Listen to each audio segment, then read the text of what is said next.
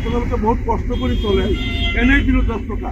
মুখ্যমন্ত্ৰীয়ে যিটো কৈছে যে ৰিক্সা ভাড়া 5 টকা হ'লে 4 টকা দিব, এইটো তেওঁ বুজি নাপায়। তেওঁ যদি ৰিক্সা চলালেহেঁতেন, হিমন্ত বিশ্ব শৰ্মাই ৰিক্সা চলালেহেঁতেন, তেওঁ গম পালেহেঁতেন কিমান কষ্ট হয়। 5 টকাৰ জেগাত 4 টকা দিব দিছে। মই এনেই আপোনালোকক যিটো কথা কৈছে যে ৰিক্সাৱালাসকলৰ ভাড়া 5 টকা হ'লে 4 টকা দিব লাগে, তেওঁ যিটো কথা কৈছে মুখ্যমন্ত্ৰীয়ে, গতিকে আমাৰ দাবী হ'ল যে মুখ্যমন্ত্ৰী হিমন্ত বিশ্ব শৰ্মাই যদি ৰিক্সা চলালেহেঁতেন, 1 কিলোমিটাৰ চলালে তেওঁ গম পালেহেঁতেন কিমান কষ্ট হয়।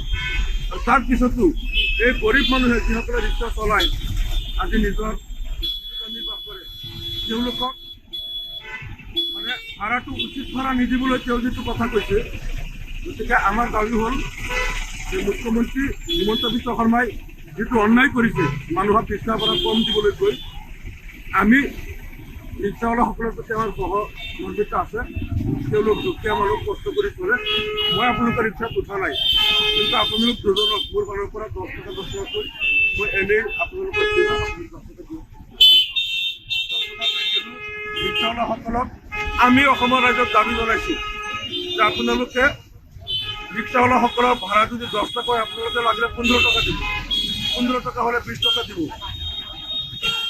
আপোনালোকে বহুত কষ্ট কৰি চলে, এনেই দিলোঁ 10 টকা। মুখ্যমন্ত্ৰীয়ে যিটো কৈছে যে ৰিক্সা ভাড়া 5 টকা হ'লে 4 টকা দিব, এইটো তেওঁ বুজি নাপায়। তেওঁ যদি ৰিক্সা চলালেহেঁতেন, হিমন্ত বিশ্ব শৰ্মাই ৰিক্সা চলালেহেঁতেন, তেওঁ গম পালেহেঁতেন কিমান কষ্ট হয়।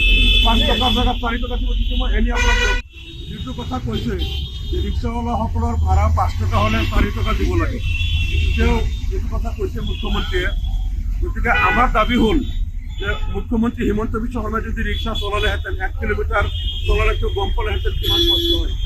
আৰু তাৰপিছতো এই গৰীব মানুহে যিসকলে ৰিক্সা চলায়, আজি নিজৰ জীৱিকা নিৰ্বাহ কৰে, তেওঁলোকক মানে ভাড়াটো উচিত ভাড়া নিদিবলৈ তেওঁ যিটো কথা কৈছে, গতিকে আমাৰ দাবী হ'ল যে মুখ্যমন্ত্ৰী হিমন্ত বিশ্ব শৰ্মাই যিটো অন্যায় কৰিছে মানুহক ৰিক্সা ভাড়া কম দিবলৈ কৈ, আমি ৰিক্সাৱালাসকলৰ প্ৰতি আমাৰ সহমৰ্মিতা আছে। তেওঁলোক দুখীয়া মানুহ, কষ্ট কৰি চলে। মই আপোনালোকৰ ৰিক্সাত উঠা নাই, কিন্তু আপোনালোক দুজনক মোৰ ফালৰ পৰা 10 টকা 10 টকাকৈ মই এনেই আপোনালোকক দিওঁ। ৰিক্সাৱালাসকলক আমি অসমৰ ৰাইজক দাবী জনাইছোঁ যে আপোনালোকে ৰিক্সাৱালাসকলৰ ভাড়া যদি 10 টকা হয়, আপোনালোকে লাগিলে 15 টকা দিব, 15 টকা হ'লে 20 টকা দিব। আপোনালোকে বহুত কষ্ট কৰি চলে, এনেই দিলোঁ 10 টকা। মুখ্যমন্ত্ৰীয়ে যিটো কৈছে যে ৰিক্সা ভাড়া 5 টকা হ'লে 4 টকা দিব, এইটো তেওঁ বুজি নাপায়। তেওঁ যদি ৰিক্সা চলালেহেঁতেন, হিমন্ত বিশ্ব শৰ্মাই ৰিক্সা চলালেহেঁতেন, তেওঁ গম পালেহেঁতেন কিমান কষ্ট হয়।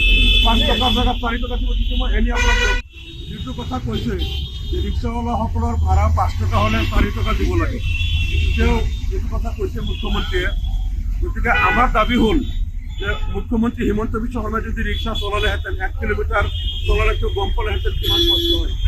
আৰু তাৰপিছতো এই গৰীব মানুহে যিসকলে ৰিক্সা চলায়, আজি নিজৰ জীৱিকা নিৰ্বাহ কৰে, তেওঁলোকক মানে ভাড়াটো উচিত ভাড়া নিদিবলৈ তেওঁ যিটো কথা কৈছে, গতিকে আমাৰ দাবী হ'ল যে মুখ্যমন্ত্ৰী হিমন্ত বিশ্ব শৰ্মাই যিটো অন্যায় কৰিছে মানুহক ৰিক্সা ভাড়া কম দিবলৈ কৈ, আমি ৰিক্সাৱালাসকলৰ প্ৰতি আমাৰ সহমৰ্মিতা আছে।